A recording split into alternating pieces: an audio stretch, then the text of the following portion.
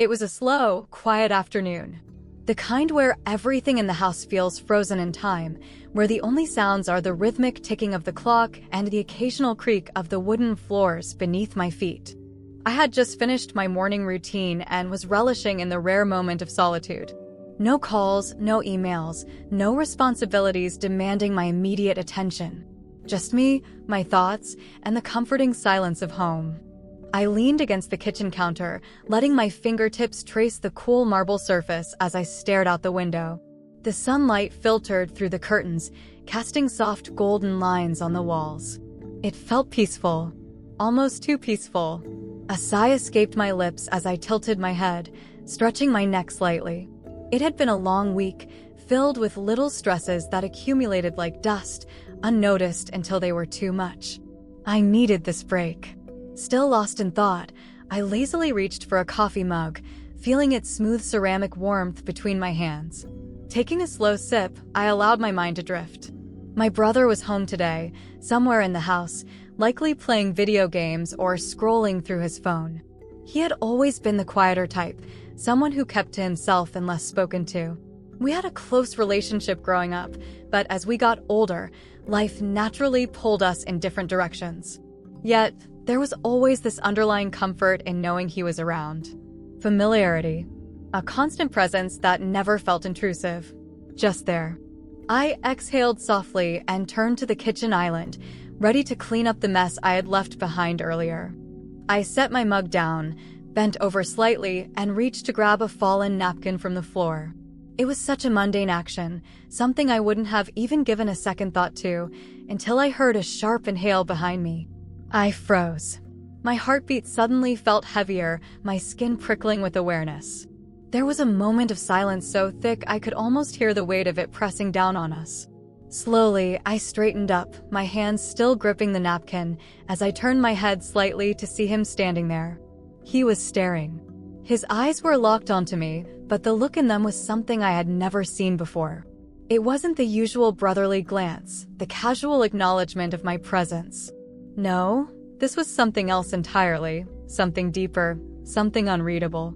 For a moment, neither of us spoke. The air between us felt charged, like a live wire sparking beneath the surface of our normalcy. What? I finally asked, my voice softer than I intended. He blinked, as if snapping out of a trance, and quickly shook his head. Nothing, he muttered, his tone a little too hurried, a little too forced. He rubbed the back of his neck, avoiding my gaze, and turned away, leaving the kitchen almost as quickly as he had entered it. I stood there, still gripping the napkin, my mind replaying the moment over and over. There was something in his expression that unsettled me, that made my stomach twist with a strange sense of, what? Curiosity? Confusion? Shaking my head, I tried to push the thought away. It was nothing. A trick of my overactive imagination. He had just been lost in thought, just like I had been before he walked in. That had to be it. But even as I went about the rest of my afternoon, I couldn't shake the way he had looked at me. And more than that, I couldn't ignore the way it had made me feel. The rest of the day passed in a blur. I buried myself in tasks, laundry, cleaning, anything to keep my mind from straying back to that moment. It was ridiculous, really. One fleeting look and I was acting like I had uncovered some hidden secret. But the problem was, I had seen that look before. Not from him, of course, but from men. From strangers. From people who weren't supposed to look at me that way. And now, that expression was tied to my brother. As the evening crept in, I found myself sitting on the couch, my laptop resting on my legs as I scrolled mindlessly through social media. The TV was on, playing some show I wasn't really paying attention to. My thoughts kept drifting, looping back to the moment in the kitchen, trying to decipher what it meant. A soft creak on the stairs pulled me from my reverie. I looked up just as he walked into the living room, his hands tucked into the pockets of his hoodie. He hesitated for a moment before sitting down on the opposite end of the couch, leaving a noticeable space between us. I tried to act normal. "Hey," I said, offering a small smile. "Hey," he replied, his voice just as careful. A beat of silence stretched between us, neither of us knowing how to fill it. Finally, I closed my laptop and turned toward him. "You okay?" He nodded, Too quickly. Yeah, just tired. Liar. I didn't push it. Instead, I leaned back against the cushions, pulling a blanket over my legs as I turned my attention back to the TV.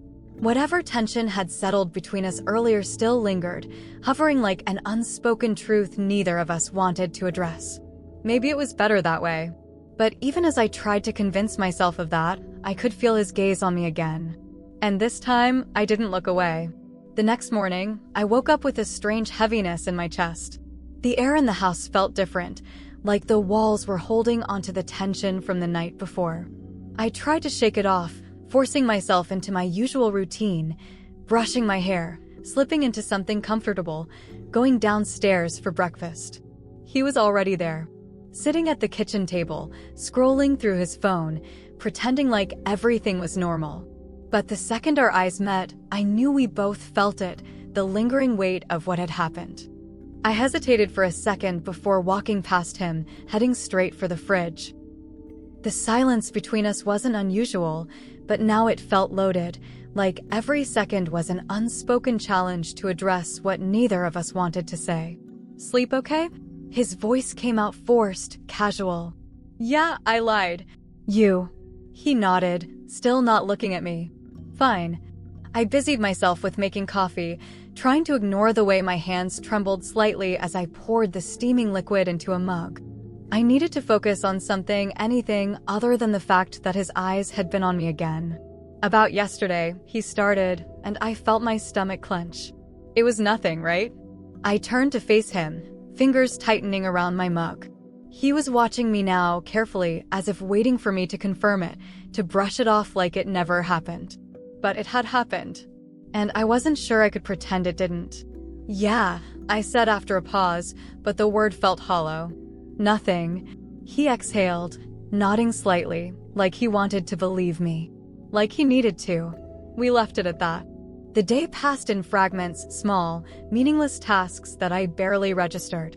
I kept my distance, hoping space would make things feel normal again. But every time I walked into the same room as him, I could sense it.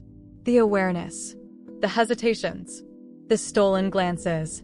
By the time evening rolled around, I was emotionally exhausted. I found myself back on the couch, knees pulled to my chest, the TV playing another episode of something I wasn't watching. He walked in not long after, hesitated, then sat down beside me, much closer than before. Hey, he murmured, his voice softer this time. Hey. The silence stretched, thick and unspoken, until finally I turned to face him. We can't do this, I whispered. I didn't even know what this was, but I knew it had to stop before it became something neither of us could undo. His expression darkened, but he didn't argue. Instead, he just gave a slow nod. I know. But even as he said it, neither of us moved away. It was in that moment that I realized, sometimes, things don't go back to how they were. Sometimes, a single moment is enough to change everything, even if you pretend it didn't. And sometimes, the worst part is knowing you'll never forget it.